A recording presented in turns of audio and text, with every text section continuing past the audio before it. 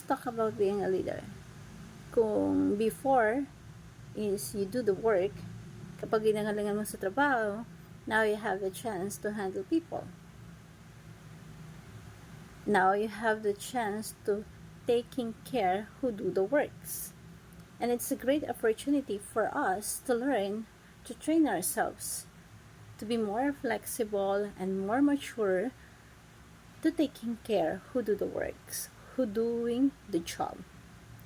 We all have the capacity to be a leader, but the problem is not everybody is up for the challenges. Ngayon pa lang, we have to learn ano nga ba ang focus natin being a leader at ano ang mga bagay na maaari nating ma-identify early on to handle a team, to handle a leader. Kung dati you are much focused on how you were take care of your job and doing your job well, now we have to focus on duplicate yourself.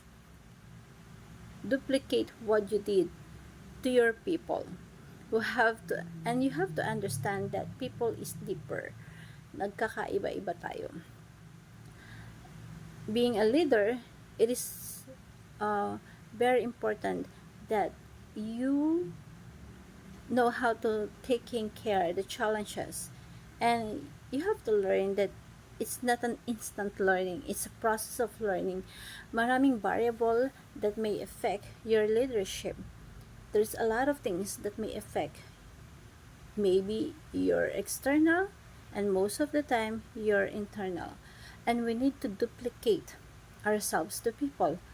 How can you make your followers as the same mindset as you, have the same appreciations of you, have the same level of effort same as you?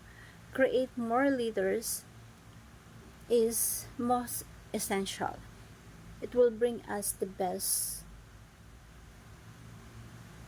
both of you, and you will bring out the best to those people, and that is the great opportunity for us. So let us focus kung paano mag-grow ang mga tao, lalo na sa paligid natin, while doing the work that they should do.